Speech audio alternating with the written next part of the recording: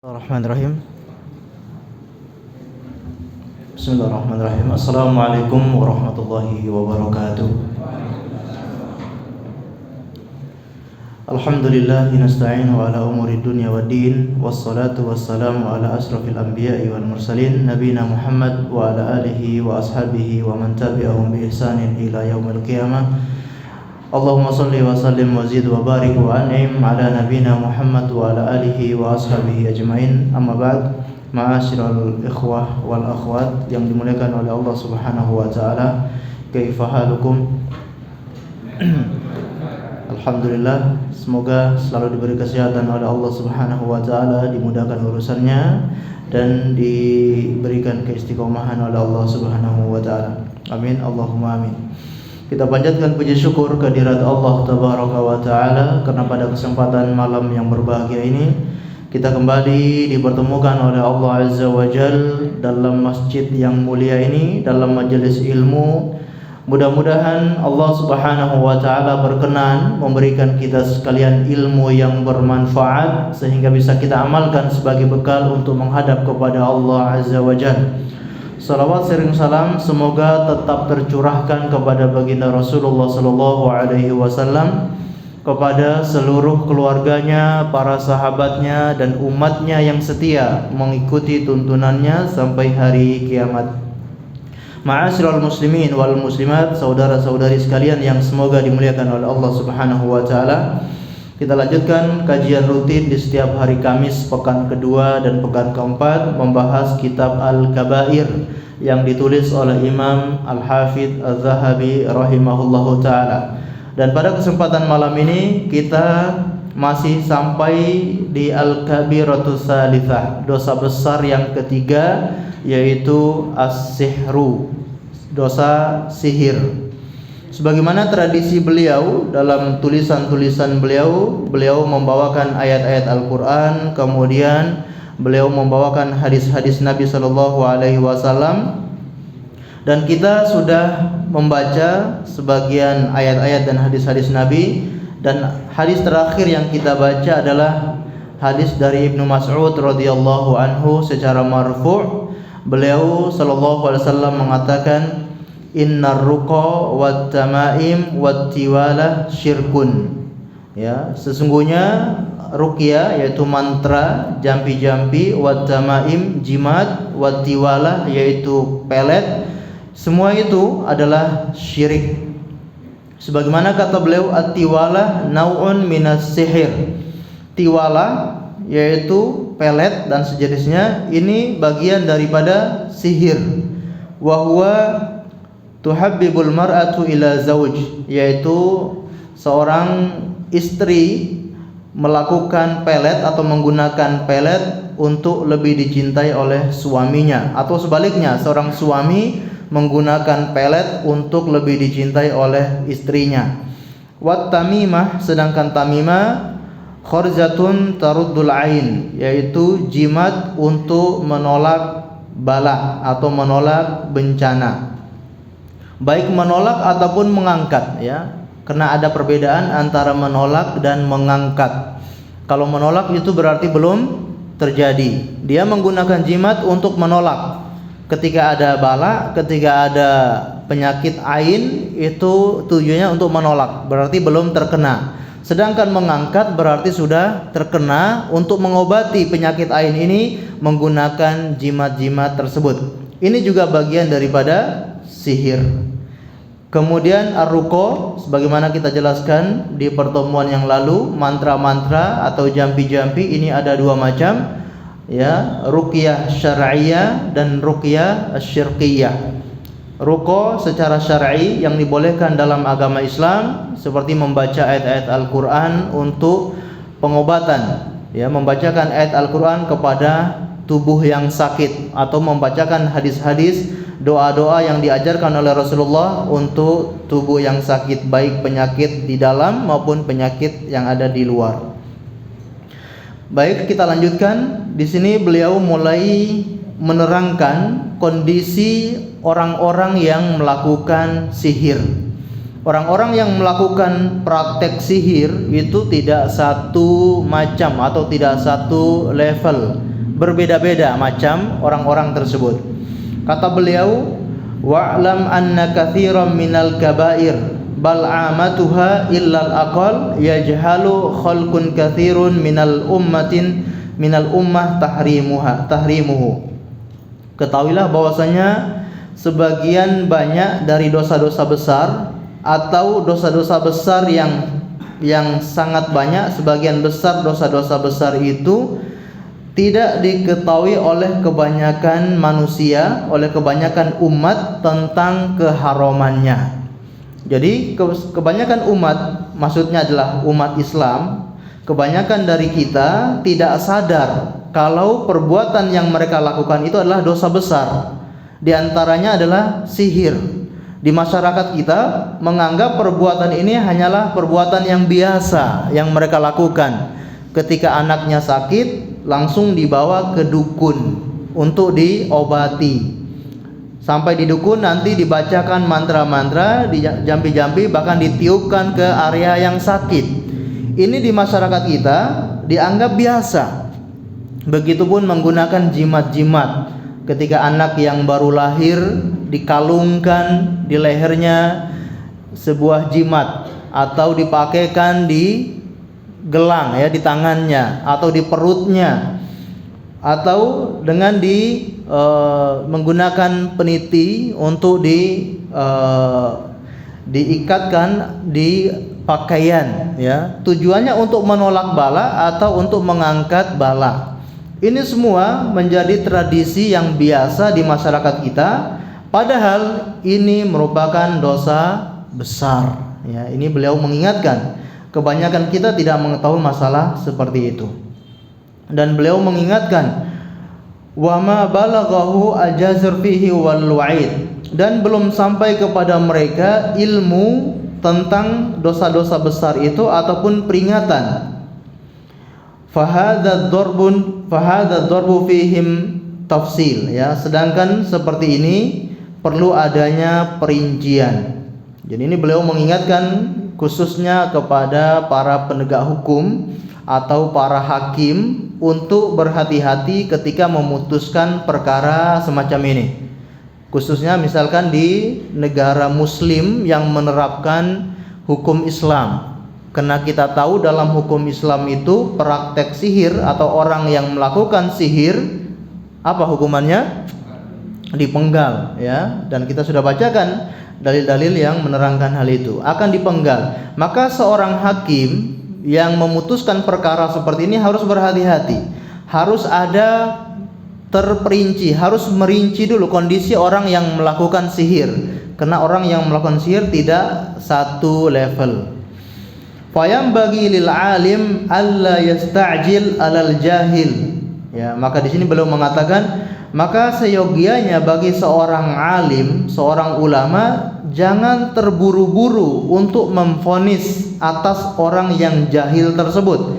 Bal yarfiqu bihi wa yu'allimuhu mimma 'allamahullah. Melainkan dia berlaku lemah lembut kepada orang yang berbuat sihir itu dan mengajarinya dengan ilmu yang diajarkan oleh Allah kepadanya. Jadi ini peringatan kepada mereka tadi yang kita jelaskan, yaitu para hakim, para alim ulama, untuk jangan mudah memvonis ya. Kalau sudah divonis ya, kalau ini negara muslim otomatis harus ditegakkan hukum, yaitu hukuman mati. Maka jangan terburu-buru. Kalau dia orang yang jahil, yang belum mengetahui hukumnya, maka perlu dilakukan ya pendekatan dengan lemah lembut dan juga diajari tentang hukum sihir tersebut. Karena tadi di atas dijelaskan kebanyakan orang itu tidak faham. Kemudian kata beliau, wala siyama idza kana qaribul ahdu bijahiliyah, terutama kepada orang-orang yang baru masuk Islam ya, karena mungkin ketika sebelum masuk Islam dia sudah terbiasa dengan praktek-praktek sihir, dan ketika masuk Islam mungkin masih terbawa ya, yaitu praktek-praktek sihir itu masih terbawa, maka harus ada hukum yang berbeda. Qad nasha'a fi biladil kufri al-ba'idah, dan orang ini tumbuh di negara kafir yang jauh dari negara Islam, yang belum pernah mendengar hukum-hukum sihir, yang belum pernah mendengar tentang Islam, dan orang ini tumbuh berkembang besar di negara yang kafir, yang tidak tahu tentang hukum-hukum tersebut. Kemudian wa asra wa jalba ila ardil Islam. Kemudian misalkan terjadi tawanan, kemudian ditawan dan dibawa ke negara Islam. Ya, ini misalkan terjadi peperangan antara negara Islam dan negara kafir, dan ada orang-orang kafir yang tertawan dalam peperangan, sehingga mereka tertawan dan menjadi orang Islam, masuk Islam. Ini mereka baru masuk Islam, mungkin ketika mereka masih kafir melakukan praktek-praktek sihir, dan beliau memberikan contoh, ya, wahwa Turki au kurzi, ya, kurji. Misalkan dia dari negara Turki atau negara Kurji. Di sini beliau mengumpamakan orang-orang yang baru masuk Islam di zaman beliau, ya, seperti orang Turki yang musyrik, ya, ini seperti apa, misalkan negara Mongol, ya, negara Mongol yang pernah berperang dengan negara Islam. Kemudian negara Kurzi musyrik, la ya'rifu bil arabiyyah, yang mereka itu musyrik dan tidak mengetahui negara Arab atau tidak mengetahui negara Islam. Negara Kurji ini di mana? Azerbaijan, ya. Azerbaijan itu sekitar Tantan itu, ya, Uzbekistan dan seterusnya, ya. Azerbaijan ini negara Kurji. Taib. Fashtarahu amir Turki la alima indahu wala faham, ya. Kemudian misalkan mereka ini dibeli oleh amir Turki, kemudian tidak diajari dan tidak ada pengetahuan. Fabil juhdi in talaffadhu bi syahadataini fa in fahima bil arabiyyah hatta yafqah ma'na syahadataini ba'da ayyam wa layal fabiha wa ni'mah. Kata beliau, ya, ketika diajari dengan mengucapkan dua kalimat syahadat dengan bahasa Arab, dan dengan berjalannya waktu, pergantian hari, dia mulai faham, maka kata beliau fabiha wa ni'mah, maka itu baik. Kalau orang tadi yang baru masuk Islam kemudian diajari dua kalimat syahadat, kemudian dengan berjalannya waktu dia mulai faham, maka ini sesuatu yang baik. Tsumma qad yusalli wa qad la yusalli, dan terkadang mereka ada yang sholat dan ada yang belum sholat. Wa qad yuqin bil Fatihah ma'at tiwali in kana ustaduhu fihi dinun ma, ataupun, ya, mereka ditalkinkan bacaan Al-Fatihah dengan waktu yang sangat lama. Fa in kana ustaduhu nuskhatun minhu, seandainya ustadz mereka juga sama seperti mereka, artinya mereka hidup di tempat yang tidak ada ulama di situ, tidak ada ustadz, orang-orang yang paham agama tidak ada. Famin aina li hadzal miskin ay ya'rifa syara'il Islam, maka dari mana orang semacam ini yang baru masuk Islam, tidak ada ustadz di sana, tidak ada guru, tidak ada ulama di sana, dari mana mereka akan faham tentang syariat Islam, wal kabair wajtinabiha, dan juga faham tentang dosa-dosa besar untuk menjauhinya, wal wajibat wa ityanuha, dan juga dari mana mereka faham tentang kewajiban-kewajiban di dalam agama. Taib. Fa in arafa hada mubiqatil kabair wa hadzara minha wa arkanul faraid wa i'tiqadiha fahuwa sa'idun.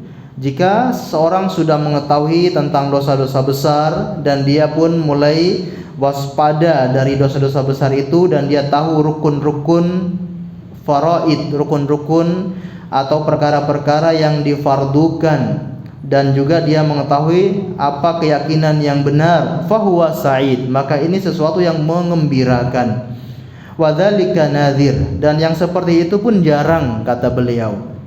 Fayambagi lil abdi ay yahmadillahi ta'ala alal afiyah, maka bagi seorang hamba hendaklah dia memuji Allah atas diberikannya al afiyah, kesehatan. Jadi ini maksud beliau adalah beliau ingin menerangkan ada orang-orang yang memang tidak langsung harus divonis dia itu harus divonis hukuman mati karena dia hidup di negara kafir, baru masuk Islam, belum sampai kepadanya ilmu tentang dosa-dosa besar, tentang syariat-syariat Islam, maka di sini mereka ada uzur. Ya, kalau dalam bahasan para ulama itu namanya al-uzur bil jahal, uzur karena jahil, ya. Dan termasuk pendapat beliau berpendapat adanya al-uzur bil jahal, adanya uzur karena kejahilan. Dan syaratnya disebutkan oleh para ulama, misalkan orang yang tinggal di negara kafir, tidak pernah mendengarkan syariat Islam, maka orang-orang seperti ini mendapatkan uzur. Tapi kalau orang yang hidup di negara Islam, kemudian dia sudah sering mendengar tentang syariat Islam, namun tetap melakukan praktek-praktek sihir seperti ini, maka di sini tidak ada uzur bagi mereka. Harus divonis, harus ditetapkan hukuman mati. Dan di sini beliau ya akan membawakan dalil, atau sebelumnya ya beliau bertanya, fa in qila wa huwa farratun li kaunihi ma sa'ala amma yajibu alaihi. Jika ada yang mengatakan mereka ini ya selalu meremehkan atau terlalu menyepelekan dan tidak mau bertanya kepada orang yang berilmu, qila hadza ma dzara fi ra'si, maka ini yang terbesit di dalam hatinya. Maksudnya apa? Bagaimana orang yang semacam ini terbesit di dalam hatinya untuk bertanya kepada orang alim? Ya, di dalam pikirannya tidak ada terbesit sama sekali untuk bertanya, karena bagi dia masalah sihir atau masalah dosa-dosa besar ini bagi dia itu masalah biasa, bukan masalah yang menyebabkan atau membinasakan. Maka dia tidak ada bayangan, tidak ada gambaran untuk bertanya tentang hukum perkara-perkara ini. Dan di sini ya beliau membawakan dalil tentang tadi al-uzur bil jahal, uzur terhadap kebodohan. Kata beliau membawakan ayat dari Al-Qur'an surat Al-Isra ayat 15, wa ma kunna mu'adzibina hatta nab'atsa rasula, dan kami tidak akan mengazab suatu kaum sampai kami mengutus kepada mereka seorang rasul. Jadi orang-orang yang belum pernah mendengar syariat Islam, maka mereka mendapatkan uzur sampai ya mereka itu mendengar tentang syariat Islam, baru mereka diputuskan ya atau divonis hukuman mati bagi orang yang berbuat sihir. Dan juga beliau membawakan dalil waqad kana sadatus sahabati bil Habasyah, dan para sahabat ketika itu mereka berada di negeri Habasyah. Di mana itu? Ethiopia. Ini maksudnya di awal-awal Islam sebagian sahabat itu harus berhijrah mencari suaka politik ke negeri Habasyah. Wa yanzilul wajibu wat tahrimu ala Nabi sallallahu alaihi wasallam fala yablughuhum tahrimuhu illa ba'da ashhur. Dan ketika mereka berada di negeri Habasyah, dan kita tahu informasi tidak seperti sekarang ini, sangat sulit mendapatkan informasi, berbulan-bulan baru berita itu sampai kepada mereka. Terkadang turun kepada Rasulullah suatu perintah, suatu kewajiban untuk dikerjakan, atau suatu larangan Allah turunkan kepada Rasulullah, yang mana itu tidak sampai kepada sahabat-sahabat yang ada di negeri Habasyah. Kalau perkara yang diwajibkan berarti mereka telah meninggalkan kewajiban. Kalau perkara-perkara yang diharamkan dan mereka masih melakukan perkara itu, maka berarti mereka telah melanggar atau melakukan sesuatu yang haram. Namun mereka yang berada di negeri Habasyah ini tidak terkena hukuman, tidak terkena dosa. Kenapa? Karena belum sampai syariat itu kepada mereka. Bahkan di sini kata beliau, ya, mungkin setelah 1 bulan baru mereka mendengarkan ada perintah, ada larangan, dan seterusnya. Sehingga kita kenal juga ketika ada pergantian kiblat, ya, ketika Rasulullah sholat di Masjid Quba, ini setelah hijrah ya, Rasulullah sholat di Masjid Quba, lalu turun perintah Allah untuk memindah kiblat dari arah pertama yaitu Baitul Maqdis pindah ke Ka'bah Mekah. Berarti ini pindahnya 180 derajat. Ketika turun ayat perpindahan kiblat, maka sebagian sahabat masih sholat menghadap Baitul Maqdis karena mereka belum mendengar informasi ini. Maka mereka mengeluh kepada Rasulullah, bagaimana sholat kami, diterima atau enggak? Ternyata Allah menurunkan ayat dalam surat Al-Baqarah, ya, ternyata sholat mereka, iman mereka itu, ya, diterima oleh Allah Subhanahu wa taala. Bahkan kita tahu sholatnya pun tidak batal. Padahal di antara syarat sahnya sholat adalah menghadap kiblat. Kita tahu dalam riwayat bagaimana sahabat itu menghadap ke Baitul Maqdis. Tiba-tiba dalam salat asar datanglah sahabat yang menginformasikan kiblatnya sudah berpindah. Maka salat yang belum selesai tiba-tiba berubah arah. Bagaimana imamnya itu? Ya, dari yang di depan sekarang pindah ke belakang. Jadi harus pindah dengan gerakan yang sangat banyak, ya. Tapi itu tidak membatalkan salat, ya. Ini menunjukkan bahwasanya, ya, ada istilah uzur bil jahal, karena mereka belum mengetahui maka ada uzur bagi mereka. Dan tadi di sini kata beliau, fayam bagi lil abdi ayyahmadillahi taala alal afiyah, bagi seorang hamba dia selalu bersyukur memuji Allah karena telah diberikan afiyah. Ini terutama bagi kita yang sudah mendapatkan hidayah, sudah mengenal ini perbuatan syirik, ini perbuatan dosa besar, ini perkara yang haram, sehingga kita menjauhi perkara ini, maka kita patut bersyukur kepada Allah. Ini nikmat yang besar dari Allah Subhanahu wa taala. Ya, karena sebagian saudara kita mungkin masih melakukan praktek seperti ini. Ada yang masih menggunakan jimat untuk penglaris dagangannya, ada yang masih menggunakan, ya, susuk misalkan untuk kewibawaan.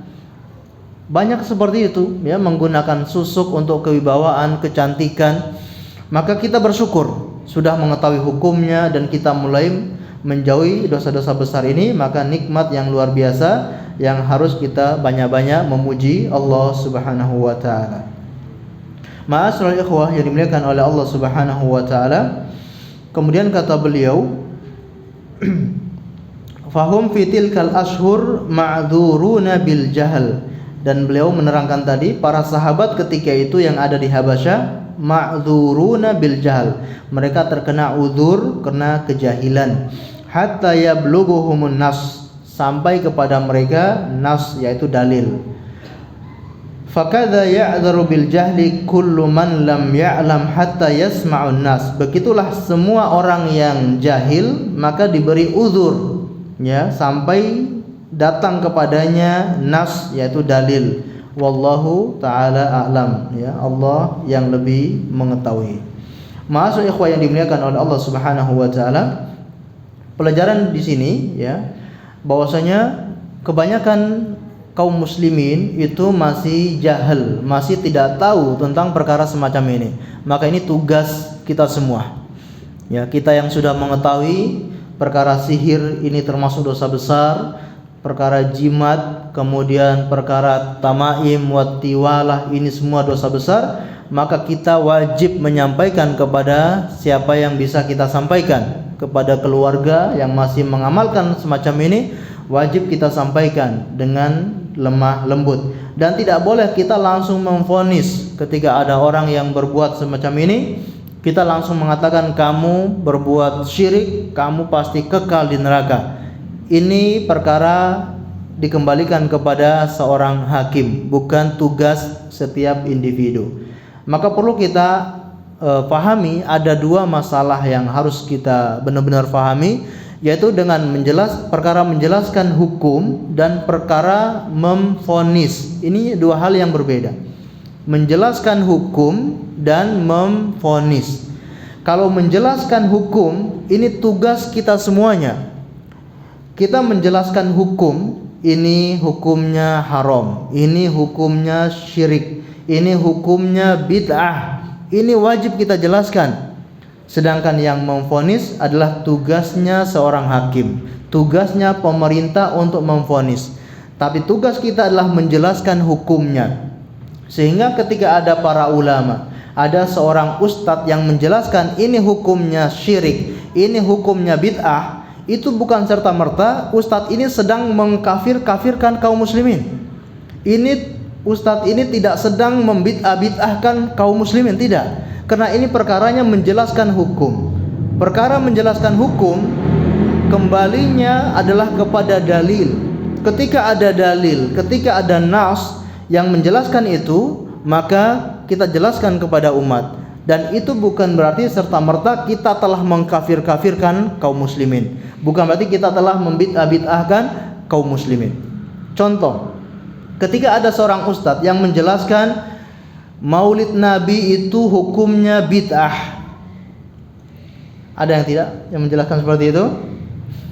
Ini contoh ya, contoh. Misalkan ada yang menjelaskan, mungkin seorang ustadz atau para ulama menjelaskan Maulid Nabi itu hukumnya bid'ah. Apakah serta-merta orang yang melakukan Maulid Nabi tersesat, mereka melakukan bid'ah, dolalah wa kullu dolalatin finnar? Apakah mesti seperti itu? Tidak. Ini perkaranya menjelaskan hukum. Kenapa para ulama mengatakan Maulid Nabi itu bid'ah? Karena mereka punya dalil-dalil untuk menjelaskan itu adalah bid'ah. Kalau kita tidak mau terima, bantah dengan dalil-dalil juga. Bukan permusuhan. Ini perkaranya menjelaskan hukum. Ketika ada yang tidak terima dengan penjelasan seperti ini, hendaknya dia juga menggunakan argumen dan dalil-dalilnya yang kuat, ya. Dan itu biasa di kalangan para ulama. Imam Malik mengatakan Maulid Nabi bid'ah. Imam-imam yang lain mengatakan tidak, karena ada dalilnya. Ini biasa, ya. Jadi menjelaskan ini bid'ah, ini tidak, ini masalah biasa di kalangan para ulama, dan mereka hanya menjelaskan hukumnya saja. Sedangkan yang berhak memvonis ini melakukan perbuatan bid'ah, ini tersesat, ini kekal di neraka, ini adalah tugasnya seorang hakim. Begitupun menjelaskan kesyirikan. Ketika ada orang dukun yang berbuat syirik, ya, maka kita katakan siapa yang melakukan kesyirikan, melakukan sihir, maka dosa besar dan tidak akan diampuni oleh Allah Subhanahu wa taala.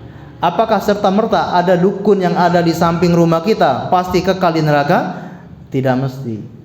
Tidak mesti seperti itu cara pemahamannya. Karena kita hanya menjelaskan hukum sesuai dengan dalil. Sedangkan yang memvonis dukun ini kekal di neraka atau harus dihukum dengan dipenggal, ini tugasnya siapa? Seorang hakim. Tugasnya pemerintah. Begitupun ketika kita menjelaskan jihad melawan orang kafir itu hukumnya apa? Wajib. Apakah serta-merta kita langsung memvonis kita harus berjihad melawan setiap orang kafir yang ada di Indonesia? Tidak seperti itu. Kita hanya menjelaskan hukum. Berjihad melawan orang kafir itu wajib dalam Al-Quran dan dalam hadis Nabi SAW. Tapi yang berhak menentukan kapan kita berjihad, kapan kita harus berdamai, siapa? Pemerintah. Jadi ini hal yang harus kita bedakan antara menjelaskan hukum dan juga memvonis, ya. Makanya beliau di sini mengingatkan kepada setiap hakim atau pemerintah supaya jangan terburu-buru untuk memvonis pelaku-pelaku sihir. Bisa jadi mereka itu masih jahil, mereka masih belum tahu hukumnya, belum sampai kepada mereka ilmu, maka harus kita ajari, harus kita lemah lembut, tidak langsung serta-merta divonis dan dihukum mati. Ma'asyiral ikhwah yang dimuliakan oleh Allah Subhanahu wa taala, ini pelajaran tentang sihir. Dan insyaallah kita lanjutkan, yaitu dosa besar yang keempat, al-kabiratur rabi'ah. Berarti selesai ya untuk pembahasan tentang sihir. Kita lanjut ke dosa besar yang keempat, yaitu tarkus salat, meninggalkan salat. Meninggalkan salat termasuk dosa besar, ya. Karena banyak sekali dalil-dalil yang mengancam bagi orang-orang yang meninggalkan salat. Kalau kita berbicara tentang orang yang meninggalkan salat, bisa kita rincikan terlebih dahulu. Sebab orang yang meninggalkan sholat ada dua macam, atau ada dua keadaan orang meninggalkan sholat. Yang pertama karena malas, ya, atau menyepelekan, bermudah-mudahan. Ini sama, bermudah-mudahan karena malas atau menyepelekan. Dan dia masih meyakini kewajiban sholat.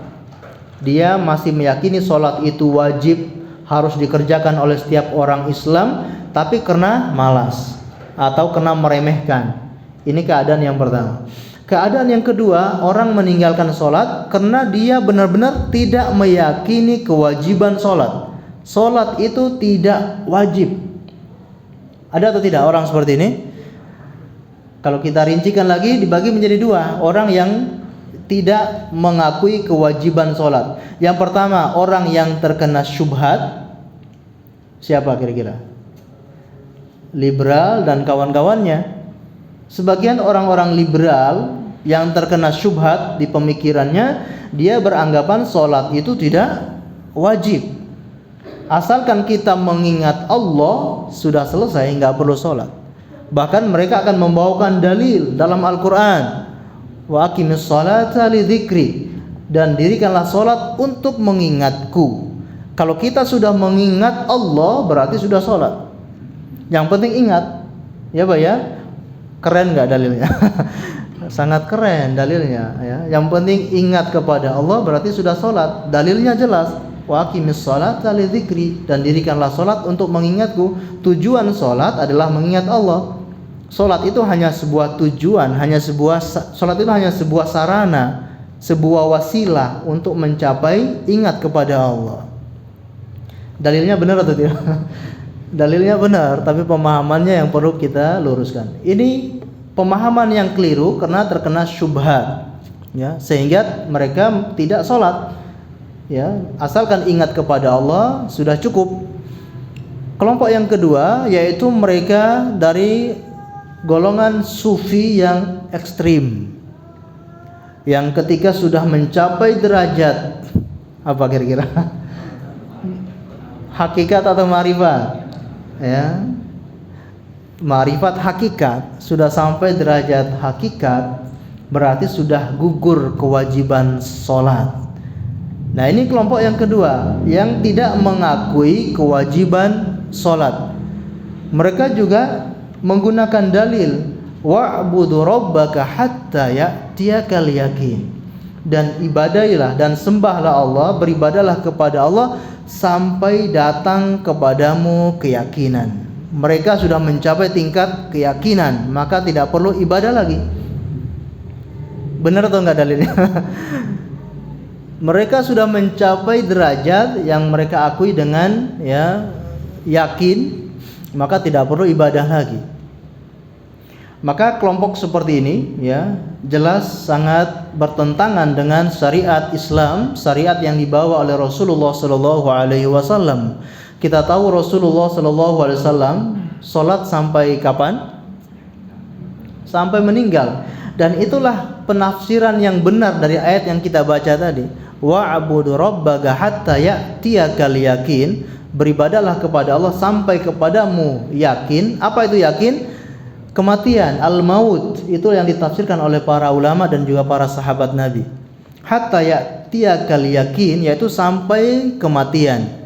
Dan itulah yang disampaikan oleh para nabi seperti Nabi Isa alaihissalam, yang mana beliau berdoa kepada Allah Subhanahu wa taala untuk terus salat sampai beliau meninggal. Dalam surat Maryam beliau berdoa kepada Allah sampai beliau bersolat sampai beliau meninggal dunia. Jadi ini penafsiran yang benar, dan itulah yang dicontohkan oleh Rasulullah. Beliau solat sampai meninggal dunia dalam keadaan yang sakit, sebagaimana dikisahkan oleh sahabat Ibni Abbas. Beliau mengatakan ketika beliau membacakan surat Al-Mursalat, maka Ummu Fadl berkata kepada sahabat Ibnu Abbas, kata beliau, ya bunayya, wahai anakku, bacaan kamu ini mengingatkan saya kepada bacaannya Rasulullah di akhir hayat beliau. Apa kisahnya? Ummu Fadl menceritakan, Suatu ketika Rasulullah keluar kepada kami, dan beliau ketika itu kepalanya sedang diikat dengan kain karena saking pusing, ya. Beliau sakit yang luar biasa. Beliau kepalanya diikat untuk meringankan rasa pusing beliau. Bahkan beliau dibawa oleh dua orang, digandeng oleh dua orang karena tidak bisa jalan sendirian, sakit yang sangat berat. Kemudian beliau mengimami para sahabat salat maghrib, wa yaqra'u fiha al-mursalat, dan ketika itu beliau membaca surat al-mursalat. Dan itu salat terakhir kalinya Rasulullah sallallahu alaihi wasallam sebelum beliau meninggal dunia. Jadi beliau sampai dalam keadaan yang sakit keras tetap mendirikan salat. Bahkan salat yang beliau kerjakan dengan membaca surat Al-Mursalat. Berapa kira-kira ayatnya? 50-an? Ada? 30-an? Ini salat maghrib dalam keadaan sakit keras, tapi surat yang beliau baca surat Al-Mursalat. Luar biasa. Kita salat maghrib kadang surat apa? Kalau tidak qul huwallah, qul a'udzu birabbil falaq, qul a'udzu binnas. Itu pun gerakannya sangat cepat sekali, ya. Ini beliau mencontohkan, ya, salat itu sampai meninggal dunia. Maka orang-orang yang tidak salat atau tidak meyakini kewajiban salat, berarti mereka bukan umatnya Rasulullah SAW, telah menyelisihi Rasulullah SAW. Dan ini para ulama sepakat. Tadi ada dua macam golongan orang yang meninggalkan salat, karena malas dan karena mengingkari kewajiban salat. Kelompok yang kedua ini para ulama ijma' hukumnya kafir dan murtad, keluar dari agama Islam. Kelompok yang kedua yang tidak meyakini kewajiban salat, apa hukumnya? Ijma', murtad, keluar dari agama Islam. Dan ini dinukilkan ijma' yang dinukilkan oleh Imam Abdul Bar dalam kitabnya Al-Istidkar, dan juga Imam An-Nawawi dalam kitabnya Syarh al-Muhadzab, Majmu' Syarh al-Muhadzab, dan juga Imam Ibnu Taimiyah dalam kitab Majmu' Fatawanya menukilkan tentang ijma' para ulama tentang murtadnya orang yang meninggalkan salat karena tidak meyakini kewajiban salat. Kemudian orang yang tadi, yang pertama, orang yang karena malas dan masih meyakini kewajiban salat, ini kalau kita rincikan menjadi dua. Orang yang meninggalkan salat secara total dan orang yang meninggalkan salat kadang-kadang. Kita ulangi lagi. Orang yang meninggalkan salat karena malas dan dia masih meyakini kewajiban salat dibagi menjadi dua. Yang pertama, orang yang meninggalkan salat secara total, baik salat 5 waktu ataupun salat Jumat, mungkin hanya salat ketika Idul Fitri atau Idul Adha. Ada seperti itu. Ini total. Dan ada yang meninggalkan salat kadang-kadang atau salatnya itu bolong-bolong. Keadaan yang pertama, yang meninggalkan salat secara total, ini juga dinukilkan, ya, kesepakatan para ulama, dia kafir, keluar dari Islam.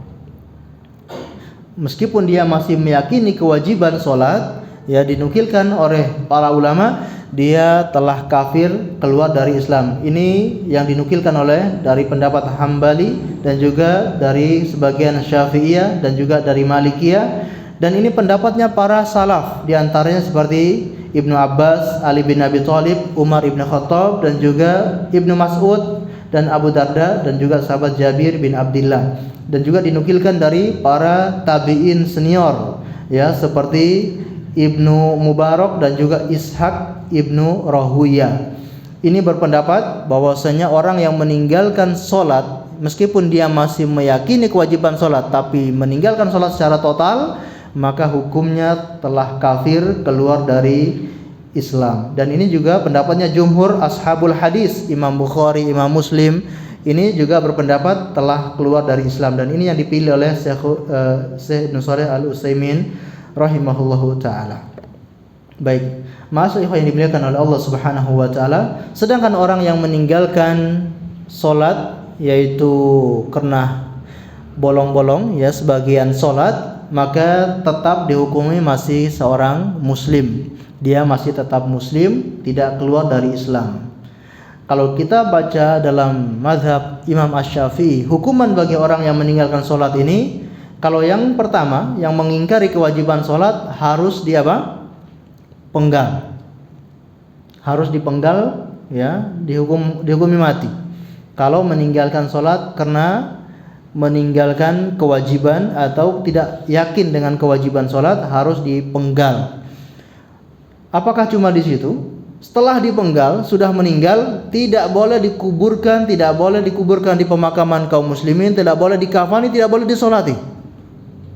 Ini ancamannya sangat berat. Orang yang meninggalkan solat karena ya tidak meyakini kewajiban solat, dihukum mati, kemudian tidak boleh dikuburkan di perkuburan kaum muslimin, tidak boleh dikafani, tidak boleh dimandikan, tidak boleh disolati. Kenapa? Karena dihukumi sebagai orang yang telah apa? Murtad. Sedangkan orang yang masih meyakini kewajiban salat, maka dalam mazhab Imam Asy-Syafi'i yang rajih adalah tetap dipenggal. Nah, berarti enggak ada ampun bagi orang yang meninggalkan salat ini. Ya, baik karena mengingkari kewajiban salat atau tetap meyakini kewajiban salat, tetap dipenggal. Namun bedanya setelah dipenggal, dia tetap diurus jenazahnya dengan pengurusan jenazah kaum muslimin, disolati, kemudian dikafani dan dikuburkan di pemakaman kaum muslimin. Karena ini hitungan hukum had. Seperti orang yang berzina dihukumi dengan hukum had, rajam sampai meninggal dunia. Setelah meninggal, apakah dia kafir atau masih muslim? Masih muslim, maka diurus jenazahnya. Begitupun orang yang meninggalkan solat dan masih meyakini kewajiban solat. Ini ya kita coba merincikan orang-orang yang meninggalkan solat. Dan di sini beliau membawakan orang yang meninggalkan solat termasuk dosa besar. Sudah masuk waktu isya. Lanjut atau azan dulu? Jeda dulu ya. Ya, baik, kita dengarkan azan terlebih dahulu, kemudian kita lanjutkan sedikit insyaallah.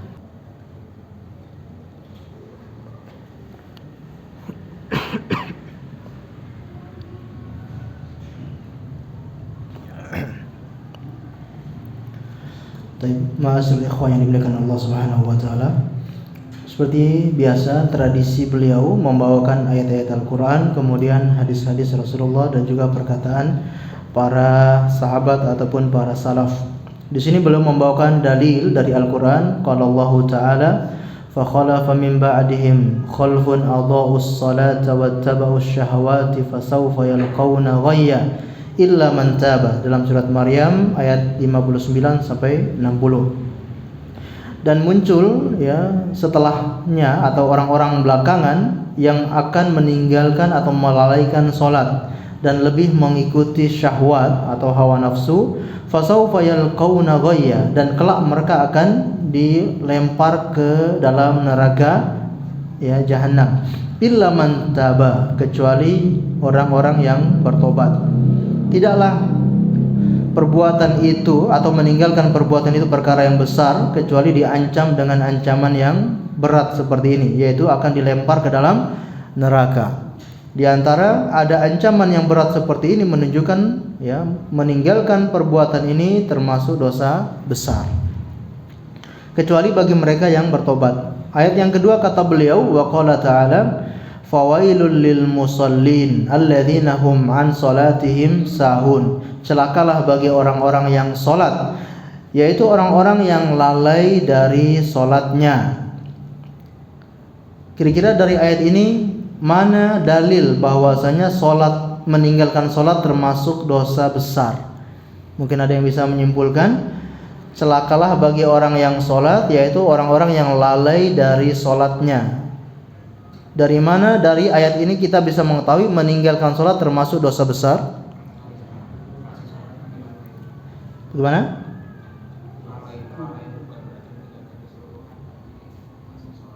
Lalai itu bukan berarti meninggalkan seluruhan, tapi masih sholat. Berarti dosa besar. Ada yang lain?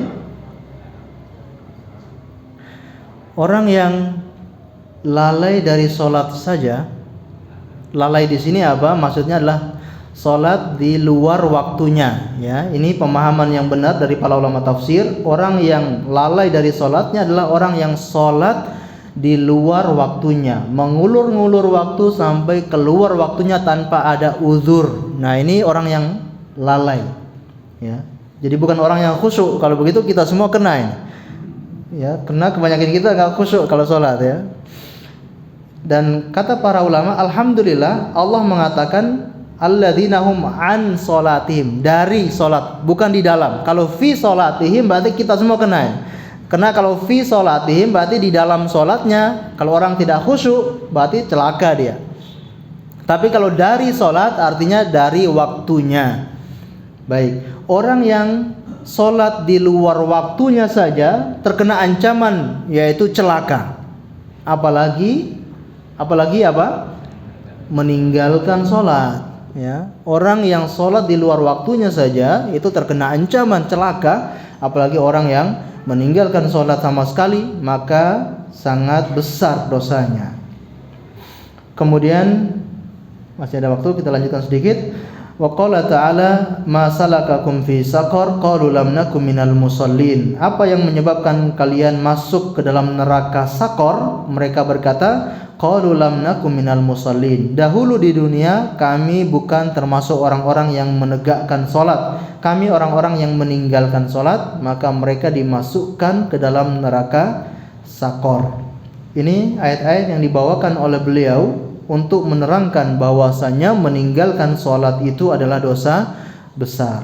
Dan nanti akan beliau bawakan hadis-hadis Rasulullah yang lebih tegas, yang menjelaskan orang yang meninggalkan sholat itu bisa kafir atau bisa keluar dari agama Islam. Akan kita bahas di pertemuan akan datang insya Allah. Baik, karena sudah habis waktunya, kita tutup pengajian ini dengan membaca doa kafaratul majlis.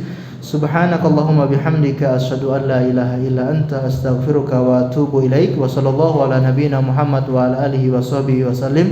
Terima kasih atas segala perhatiannya. Mohon maaf atas segala kekurangannya. Assalamualaikum warahmatullahi wabarakatuh.